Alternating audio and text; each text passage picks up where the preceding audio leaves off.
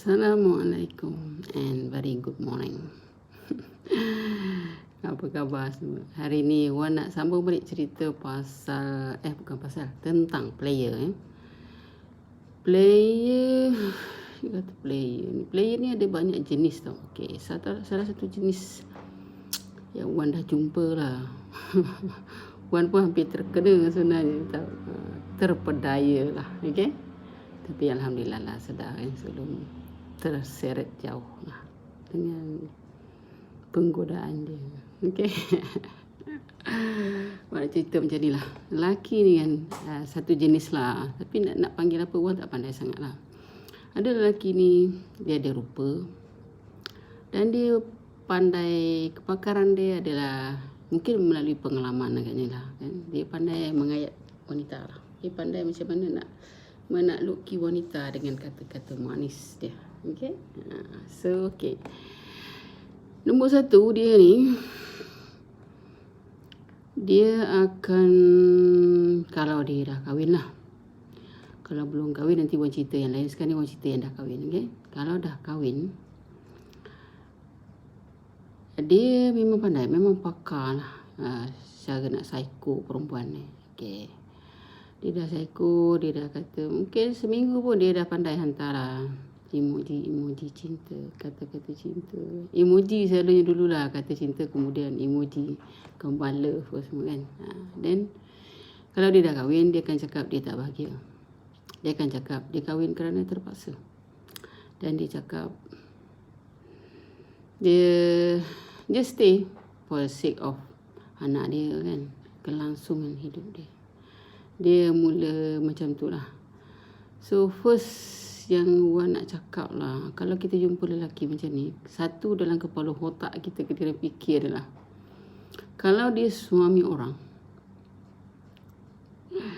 dan dia mula bercakap merepek macam tu, you know already that dia seorang suami yang tak bertanggungjawab lah. Dia curang.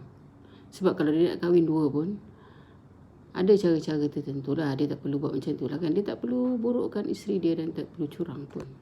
Dalam Islam dia panggil, kalau kita nak seseorang, kita taruh. Kita taruh. Itu cara yang betul dalam Islam lah. Tak perlulah kita nak katakan isteri, kita tak sayang isteri kita. Kita kahwin kerana terpaksa. And yet, you kata you kahwin dengan terpaksa, tapi yet you are still in that marriage. Awak masih berada dalam perkahwinan tu. Macam mana awak nak kata kahwin tu terpaksa? Okay? Yang kedua, dia tak malu tau kalau dia, bila kita keluar dengan dia, kita bayar untuk dia. Sebab bagi Wan, kalau lelaki yang betul-betul lelaki macho lah, lelaki yang macho, yang betul-betul lelaki, 100% lelaki tulen, dia malu. Dia akan rasa malu kalau perempuan yang bayarkan makanan untuk dia. Wan pernah dululah keluar dengan seseorang kan, bila kita rasa kita banyak duit, kita nak bayar kan, berubah muka dia sampai dia text Wan, dia kata, this is the last, don't ever pay.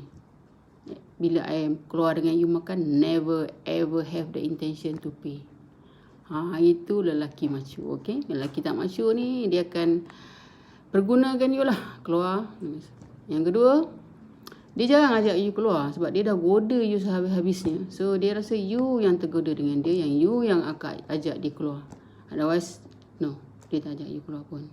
Just waiting for you lah tu ajak dia keluar. Okay.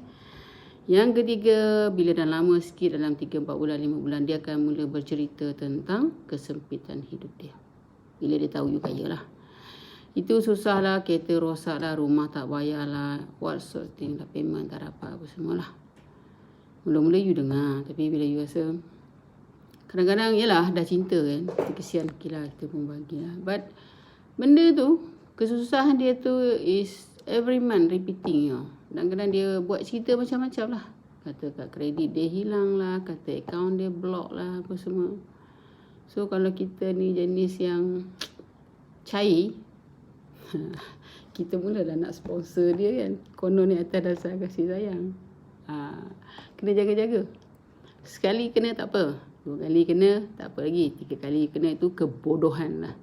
Kalau you nak tolong orang lelaki ke sesiapa lah, you tolong dia sekali je. Kalau dia minta kali kedua tu, masa tu you kena bincang dengan family you, dengan adik-beradik you, dengan kawan-kawan you. Adakah itu benda yang wajar untuk you buat? Bagi Wan tak wajar lah. You tolong orang sekali je, lepas tu dia kena buat sesuatu lah kan. Tak adalah 24 jam dia nak bergantung pada you kan. Okay. And then satu lagi, kalau lelaki macam ni, player ni, you macam Wan cakap hari itulah, hubungan you takkan ke mana. Sebab Wan tengok kalau orang betul-betul serius, betul-betul nak dengan you, paling lama pun 6 months. That is the most lah. Dia akan dah mula bercerita, macam mana kita ni? Takkanlah macam ni je, berdosa tau. Tapi kalau orang player ni, you tanya dia pun lah, alah tunggulah dulu. I takutlah my wife marah. I takutlah my wife memberontak. I takutlah anak I emotional kan, apa semua kan. Banyak alasan dia bagi tau. Macam-macam alasan dia bagi. Dia kata financial problem lah, whatever. Benda you cakap dengan dia, apalah, I bukan nak duit you, I nak kahwin je dengan you because I have so much money already. Tapi dia akan bagi alasan jugalah. So itulah. So jangan terpedaya. Tengok lelaki yang tak malu lah, kita nak belanja untuk dia kan, kita nak bagi dia duit apa semua kan.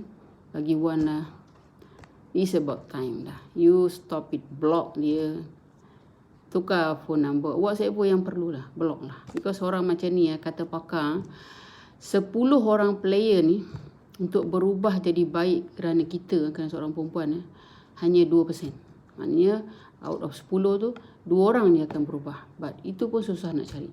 So player ni is a player, dan kita bukanlah seseorang yang menjadi tugas kita pula kan untuk memperbaiki akhlak orang lain kan. So kita jaga akhlak kita lah. Setakat yang kita mampu, kita mampu. Setakat yang kita tak mampu, jangan pula disebabkan cinta kita menjadi korban percintaan. Okay, bye and take care everybody.